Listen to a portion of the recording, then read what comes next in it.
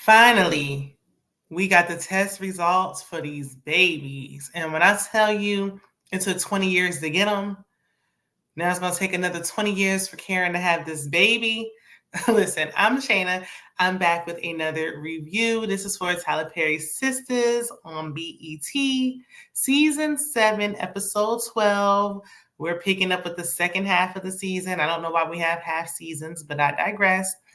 Listen, if y'all can do me a solid, hit the like for your girl. Subscribe to the channel if you haven't already. It's free 99, okay? Let's go ahead and get into it. I didn't take any notes, so we just gonna have a conversation because it's ghetto anyway. Like, listen, this soap opera has gone so far away from where it was when we got started. We just gonna talk about it. So let's get the boring people out of the way first. I'm just gonna go person by person because I didn't jot down not near notes, okay? My memory ain't all that great. So if I forget anything, be sure to drop it down in the comments. Let's discuss it. Let's talk about the show because I am a little excited that it's back, okay? First and foremost, Maurice is back at the bank. Finally. I was tired of him and his OnlyFans nonsense, all that other stuff. I love when him and Sabrina are working together at the bank. That, they got the dynamic duo, and she's a manager again. So it's right where it's supposed to be. But now we got to go on with other storylines. Now, Maurice, he was dating that guy. The guy wasn't too pleased with him doing OnlyFans. Obviously, Maurice let it go because he has a regular. He got a 9-to-5. He got his job back. So his boy toy was like, listen, now that you're done with that, I want to be exclusive with you. Like, I want to be the one and only with you. Now, Maurice is getting into it with that clear woman who was giving Sabrina problems down at the bank. So I see she's still problematic. But in his personal life, finally, Maurice got a man at home, honey, okay? No more of these games, no more of these situationships. This man is ready to make it exclusive, and Calvin is out of the way, so he don't got no roommate in the picture. He can focus on his man, honey. Meanwhile, Sabrina, she's still going through with the fertility journey of it all. That was kind of boring. Nothing to really see there. She's still messing with the man who don't want no children, having very much protected sex because he said, well, you can have a baby, but it won't be with me. Okay. So they got that going on. That's it, child. Sabrina has always had the most boring story lines. You hear me? The most boring of them all. Okay. Now, Andi's having a little trouble. First of all, she's a co-counsel with Hayden. Now, Hayden, he's still got, what's her name? Tamara, whatever. T is still in the picture, child. I don't forgot all about her, but she's still there. So he's trying to have a little romantic dinner with her. She's texting Gary on the slick. I do not like the storyline between her and Gary. I'm not feeling it. I don't know. It wasn't needed, and it's not even coming off believable. It's just it was whack and kind of unnecessary. If Hayden's not going to hurry up and catch these two in a little rendezvous, I don't really care to see it. Like, we know Tyler and his writers like to drag things on and on and on and don't know how to wrap a storyline up. Even when he got writers in the room, his stuff still drags. So I don't want to see this go on too long. So he texting her like, come over, I want to bend you over my desk. And she with it. And I'm just like, ugh, they deserve each other, honestly. But Gary's trying to do something special for her. But Miss Marie calls. She's upset that Andi ain't answering the phone, but she going to meet with Gary. So that gave him a perfect opportunity to go get bent over on Gary's desk. Okay. Now, Hayden did tell Andi later on, like, look, you keep slipping up and missing these meetings, and I'm going to be the only one. And Miss Marie let her know the same. And is it just me? People were saying they thought Andi touched her face. Y'all think she got a little nip and tuck done on her face? She do look a little different, but I thought, she had just lost some weight. Y'all let me know what y'all think. Not to get off topic. Did y'all see what the people were seeing or not?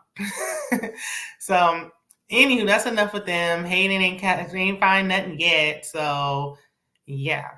And I did see in the clip that Miss Marie was going to try to come on to Hayden. I thought that was going to happen this episode, but I guess it's going to happen later. But Andi got a lot of her own thing going on, okay? And, Andi, she's trying to figure out what's going on with Penelope, her man Jordan's sister, and Garrett's pregnant fiance. And we know we don't know what happened to her, but Gary did something to her, okay? And he was cleaning up there was some blood, sweat, and heels going on all over that room. Okay, we don't know what he did to her. So Andi, how we picked the episode off, Fatima, they were still at Gary's office. Fatima was about to, shank him. And I'm like, Fatima, I'm tired of Fatima being thug misses. Like, Andi need to hire a bodyguard to handle her dirty work. It was cool at first, but it's getting kind of like we don't need it, Fatima to keep being gangsta boo. Like, it's tired. Who's there for Fatima when she needs someone? No one. So enough already. Okay. Enough is enough. Let's wrap this up. Fatima got her own problems. Okay. She can't be Andi's guard dog any longer. So Andi, like a fool, tells Gary, we're going to let the law handle it and let's go to the police. Shut up. Shh. How you talk too much? Why would you tell your left hand what your right hand is doing? Why would you let him know that that's what you're about to do? It didn't make no sense. So I thought she was going to go over there that night immediately because on the ride back, the team was like, yeah, you should tell Jordan what's going on. Let him be the one to file the police report. So she called him, but he was tired, busy from work. And we already know that Gary has his little spy working with Jordan. So Jordan he's done. He didn't know what he was up against. And Andi didn't do a good job warning him. She tried, but she should have really made it clear who they are dealing with. I guess she thought he was over it when he got his sister pregnant, but child, no. You know how Gary is, girl. You know how he is. So Andi ended up going over there the next day and telling him. So she told him everything. He's hot, okay? Upset, furious as any brother would be. So they decided to run down to the police station. But Gary already beat them there and made it seem like Andi was the stalker who can't let him go, when we know it's really the other way around. So now they're too little too late, and they got to try to come up. And then Jordan hot, he just found out the news, and he see Gary, and he like, what did you do to my sister? They should be looking at it like that's his sister and take that into consideration. But Gary done did all this talking, and he's gotten away with stuff before. So, he know how to play the game. He wouldn't have done this if he didn't know how to play the part. He know Andi's a lawyer. She would go to the law. But, So we kind of left off there. That's where the episode ended because we don't really know what's going on between them two, even though anybody with vision can see she walked in with her man who's not him. She's talking about, babe, calm down. She doesn't want anything to do with Gary. So, y'all should just look at that and be able to see. But that's not how it works. So this could drag on for a minute. She already, and then I don't know, I hope she didn't leave her phone, because if Miss Marie called again, she gonna lose that multi-million-dollar client. You hear me? It seemed like that client about to go because Andi she's not readily available like she needs her to be. I actually haven't seen Andi doing any lawyering lately. She doing family law and criminal law and everything, but when she finally get a divorce case, she's busy. Girl. Speaking of Fatima, or should we go to Danny? Let's go to Danny. So Danny, what happened with Danny? Danny did talk to Sabrina, and Sabrina tried to convince Danny to apologize for, that little spat that her and Karen had at her man's juice bar. I don't think that Danny really needed to apologize. I feel like they both was in the wrong. Like they were probably gonna talk eventually, but let's not, because it's like, okay, well, Karen's pregnant, she's hormonal. Yes, that's true. But Karen was always mean to Danny, and Danny finally had enough. And it's like, oh, Danny, you need to apologize. Like, stop making it seem. They always make it seem like Danny is in the wrong. No, she's not. That's why I'm siding more with her. She's like, I like Fatima, and I like their dynamic together. I think they should just go off and be friends and do their own thing. Honestly, she gets along better with Fatima than Andi and Karen, especially Karen. They've been frenemies from the start. And then Sabrina happy. That's what sisters do. That's what we do in our sister circle. Y'all ain't sisters. Y'all ain't no hey sis. Y'all ain't none of that. Y'all ain't really been tight. The group has been divided the entire time. Okay. When y'all come together, it's like, ooh. But when it was y'all sit up there with Fatima, it was laughter, it was fun, it was happiness. And Karen coming to mix, it's fighting, it's arguing. Everybody's upset. There's no happiness to be had when Karen come around. I'm trying to tell you, especially now that she's pregnant. But she agreed to do it. So she was going to do it after work because, she never has a day off. We never see the weekend. It's never a Saturday or a Sunday. They work every single day of the week. And so she see her man at work, and he like, can you babysit my kids, watch my kids for me? He's asking for a lot. Like, I just met them, and now you want me to be on babysitting duty? Like, what? But he like, I really need you. I don't have anybody else. So she like, okay, but I told you I was gonna stop past Karen's. So he gonna bring the kids to her apartment, like, whoa, and just be waiting there with them until she get there. Like, this is a big ask. Danny don't got no kids, and she like don't really want to deal with kids either. I really don't know why they didn't put him with Sabrina. I guess because it just made too much sense. So they just said, no, we're not going to do that, because why would we do something that makes sense? Like, there's no drama in that. Okay. So she watched the kids, and the kids was being kind of annoying, but it wasn't doing too much. The daughter wanted to be getting into stuff or sit down somewhere. Then they talking about we hungry. Like, why wouldn't he feed them before they got there? Like, what, sir? Anywho, but prior to her getting home and dealing with his kids, she stopped past Karen's. Child. But she stopped past Karen's a mess. So when we see Karen come in, her mom come to talk to her. I hope we see more of her mom, because I love when her mom is on the screen. She ends up telling her mom, like, look, I got 2 baby daddies. And her mom was like, how does that make sense? And I'm like, so none of y'all saw that episode of Mari. That's when I had first heard about this. Back when Mari was still on, and they were saying you can have fraternal twins in 2 different sacks if you slept with 2 men in like the same day, like she did. And then you can have fraternal twins and be pregnant with them at the same time, have 2 different fathers. And it's a rare occasion, and it's a shame it happened to her. So she like, look, everybody gonna think I'm a loose woman. I know I do. I sure do think you're a loose woman. I wish you would be like, yeah, my twins, they just turned 2. Here come their fathers. You damn right. I'm gonna be like, oh girl, what? Loosey goosey. Yes, I'm judging. And but the mom was like, why do you care about what people think? Because who wouldn't? I would be the rest of my life worrying about what somebody would think. Like, I wouldn't even correct them. They'd be like, where's your father? I wouldn't be like fathers or nothing. I wouldn't even say, because I don't need the secret needs to stay within me. Ooh, it's going to be awkward at graduations and parties. And it's going to be weird. Zach acting like he don't like Aaron. You better get over there real quick, because that's your co-parents. Y'all are co-parents, okay? All y'all in this together, okay? Then how do you do the emergency contacts and stuff when you write the name down? One child got one dad, and do they get 2 different last names? Ooh, let me not think too far ahead, because it's going to take 25 years before we even get there, okay? I'm going to have great-grandchildren by the time they figure this out. But, so yeah, when she called him over, with Karen, because Zach was calling. He's like asking for the results over the phone. So we get to see little Michael. Can little Michael start talking? Can he start saying something? He's talking to Fatima, and she like, okay, so she want to tell you about this in person. When we going over there? When are we going to go? I know that's right. And he's like, oh, do you have? Yes, she does. You should be grateful she's still putting up with you and this. Because I promise you, I would have been dipped. This is too much. I don't care if you hit the lottery or whatever.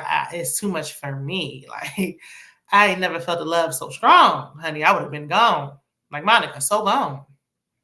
But so when they go over there, it's a little tension between Karen and Fatima, which I hate that they wrote that back into the story. I liked it better when they were just getting along. Like, it's no need for this. There's no point of it. And that's when she was like, look, I got another special guest coming. So Danny knocked on the door, and they like, that's a special guest? And no. So Danny was like, what's going on here? So she invite herself in, and that's why I don't like that they just be showing up at each other's houses unannounced. Like, I know it's a TV show, but you ain't nobody. My mama not even allowed to show up unannounced. No one can come unannounced. When I get a package, I know it's coming today and it's on the way. Nobody can come to my home without calling me first. Okay, you better not. I will not open that door and know my friend ain't gonna have no key. Period. And the people that have keys know not to do that. You better not do it. And right now, the only people that have keys are the people that live here. Anyway, so Danny was like, well, this is way more interesting than what I was about. I was just going to come and say sorry, but forget that. Let me see what's going on here. And so she was like, well, what's going on? Why is Zach and Fatima here? Karen didn't want to say. So Fatima was like, we're here to get the DNA test. And Danny and her big mouth gonna say, "Oh, so you took my advice?" And Zach was like, "Shut up, like be quiet." Too late, they heard it. So Fatima mad because she like, "I thought you was doing that because we talked about it." And Karen was like, "Yeah, I was sitting up here blaming Fatima when it was Danny stabbing me in the back and the front." And I'm like, does it matter? At the end of the day, he's the one that made the decision to go forward with it. So, like he said, he told Fatima that it was, he was having second thoughts. So he got a second opinion and he told Karen it wasn't Fatima's fault. So he's telling the truth. And it's like, it don't matter now. Just get the results. So Aaron knocked on the door. We knew he wasn't gone all the way. And I did see a picture that Robin was coming back. Robin had been gone so long, I forgot his whole reasoning for being on the show. Like he could have just stayed off at this point. It don't even matter. But whatever. So when he comes, she explains like both of y'all are the fathers, like it's one of each. Now I will see, judging from the preview for next week, because act like everywhere I am, that's where you want to be. Like we even got 2 kids in the same womb. Goodness, give me a break. I do see that because it's like, dang, every time I turn around, here you are trying to be like me and be up in my space. Like back off.